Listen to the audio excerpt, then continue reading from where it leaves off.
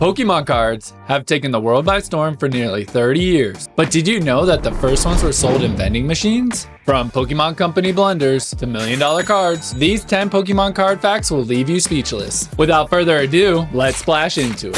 The king of Pokemon, sitting on his throne with his chin held high and his crown snug on his head. All is right in the world.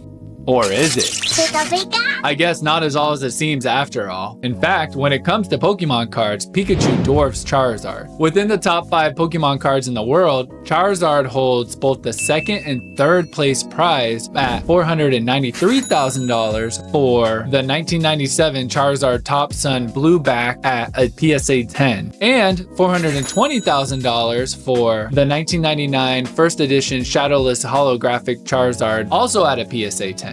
However, even combined, these two cards don't even hold a fraction to what Pikachu is packing. Say hello to my little friend! And I'm sure you know what I'm talking about. That's right, the 1998 Pikachu Illustrator card, purchased by Logan Paul in 2022 at a whopping $5,275,000. Albeit, Pikachu hasn't always held this title. In fact, it wasn't until 2010 where we saw a shift from base at Charizard's Ruler Supreme to Pikachu's Rise in Glory. Originally given out as a prize to the winners of a 1997 illustration contest held in Japan, only 39 cards were ever produced.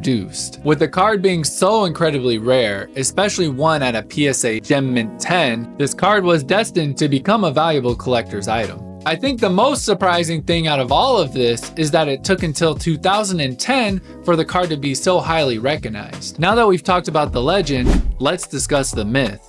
Pikachu may hold the crown for the most expensive card, but its evolution may be even rarer. Riachu holds a card so rare, in fact, that it's considered an urban myth. In 1999, Wizards of the Coast used a Clefable card as a pre-release to promote its newest set, Jungle. This card had a pre-release label at the bottom of its foil. Allegedly, there were 11 Riachu misprints with the same tag as well. Wizards of the Coast luckily caught this mistake and instead of discarding the cards, gave them to its employees as keepsakes. And it wasn't until 2006, 7 years later, where these cards finally resurfaced and the general public were made known of their existence. However, CGC and PSA both refused to grade the cards at the time because of how hard it was to authenticate these cards and how easy it was to mimic these pre-release stamps. It wasn't until 2023 where CGC decided to grade not 1, but 2 of these Riachu cards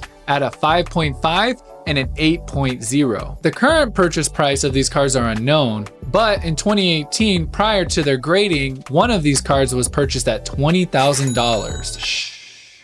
Look. Did you know that 85% of you watching my videos right now aren't subscribed? Stop goofing around and subscribe now.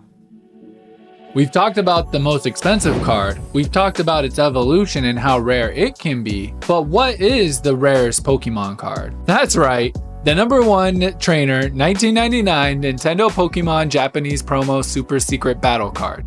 Try to say that 5 times fast. Following the success of the 1998 TCG tournament, Pokemon launched a new and larger tournament circuit in 1999. This card was awarded to the winners of the 7 regional tournaments held in Japan, each winner receiving only 1 card each, meaning only 7 cards to ever exist. Additionally, this card didn't just serve as a winner's token, but also an invitation. And the invitation to what? The Secret Super Battle Tournament, which was a highly exclusive tournament held in Tokyo that same year. And while 7 of those cards were awarded to the champions of those regional tournaments, the actual number of these surviving cards are unknown, but it's believed to be an extreme few amount, which makes this card possibly the rarest card in Pokemon history. Man, don't be square.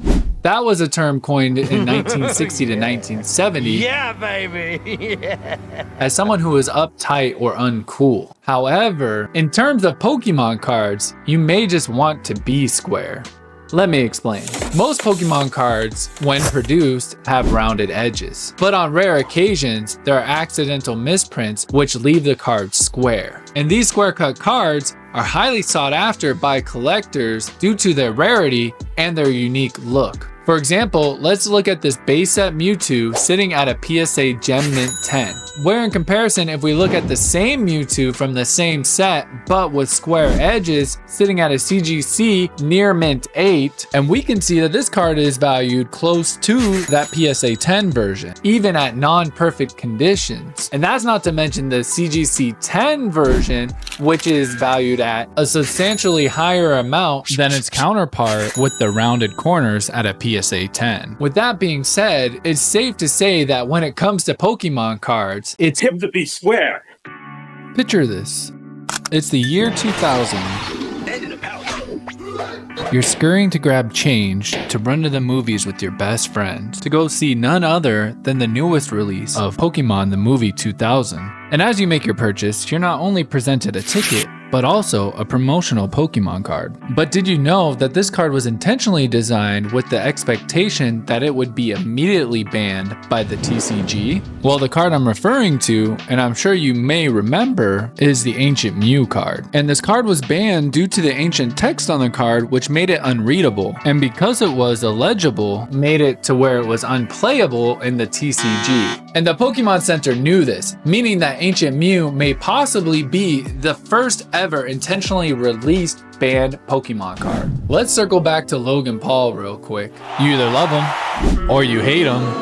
Either way, he's made a lasting impact on the Pokemon collecting community as a whole, where he may have not only had the most expensive purchase in Pokemon history, but he may have also been a part of one of the worst purchases in Pokemon history.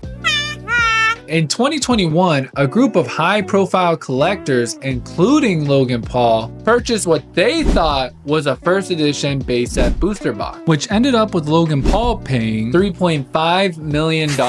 However, this turned out to be a fake. This box was filled with G.I. Joe cards in place of Pokemon cards. While this video could have been staged for clout, it currently appears to depict a real event. Granted, there were plenty of red flags prior to this purchase and opening, but the story does a great job at highlighting the fact that buying Pokemon cards over the internet is always risky, and you should always verify your sources prior to purchasing those items. However, not everything in this story is bad news, as Shiny returned all the money that Logan had paid him in the exchange. Collectively, we love a good oddball, underdog, or eccentric character.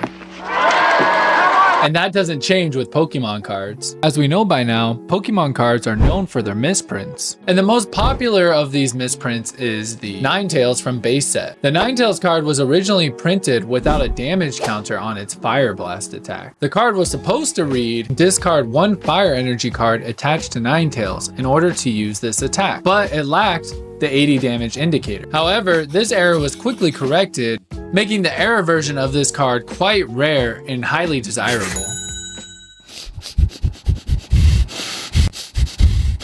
Do you smell that? Believe it or not, there are some Pokemon cards with unique smells. Over the years, fast food chains have partnered with Pokemon, giving away exclusive toys and cards in kids' meals. Some of you might remember those iconic gold-plated cards from Burger King in '99, or maybe one of those one-off toys from Wendy's and KFC. Ah, nostalgia. But McDonald's has been the real MVP in this partnership. Starting all the way back in 2002, since then they have released multiple waves of exclusive Pokemon cards and toys with their Happy Meals. These McDonald's cards are known to absorb the scent of the food that they are packaged with. So next time you're sorting through your collection, go ahead and give those cards a big old sniff. And who knows, you might catch a whiff of some fries, nuggets, or burgers from the past. Let's play a game. Can you tell me what the similarity between the CEO of Pokemon, the voice actor of Ash Ketchum, and myself is? Well, let me tell you. It's the fact that none of us have been featured on the most Pokemon cards throughout Pokemon history. But let me tell you about Imakuni. Imakuni is an eccentric musician who performed several songs for the Pokemon anime. But did you know that Imakuni has been featured on at least 10 separate Pokemon cards? Which is the most for any one individual throughout the history of Pokemon. Of those cards, the most popular of them is the Imakuni's Deduo, Imakuni's Nasty Plot, and let's not forget that Wishmer line, and that's just to name a few. With these cards being so unique and odd, would you consider adding these to your current Pokemon collection? Imagine this, a Pokemon so controversial, it vanished from the trading card game for nearly 20 years. Kadabra, famous for its psychic powers and spoon-bending tricks, wasn't just removed, it was banished. Thanks to a strange real-life battle between the world of magic and Pokemon. In November of 2000, there was a lawsuit brought against Pokemon by magician Uri Geller, claiming Kadabra was based off of him due to its spoon-bending abilities and its Japanese name, Youngura or Younger. As a result, Kadabra pulled a disappearing act of its own and hasn't been seen since 2003 in Pokemon card sets. The Pokemon Company has worked around the lack of printing of Kadabra in some instances, but has generally avoided the Pokemon line altogether. For example, Abra has only been featured in one Pokemon set since Skyridge, where it had the ability to directly evolve into Alakazam, the final evolution, and skip the middle stage altogether. It wasn't until 2020 where Uri Geller, the magician, finally retracted his complaint, thus freeing up Kadabra to be a part of the Pokemon TCG. However, it wasn't until 2023 where Kadabra finally made its appearance once again with Pokemon's 151 set. With all that in mind, and the fact that Kadabra has had a disappearing act for over 20 years, I guess it's safe to say that Kadabra may just be the greatest magician in Pokemon history.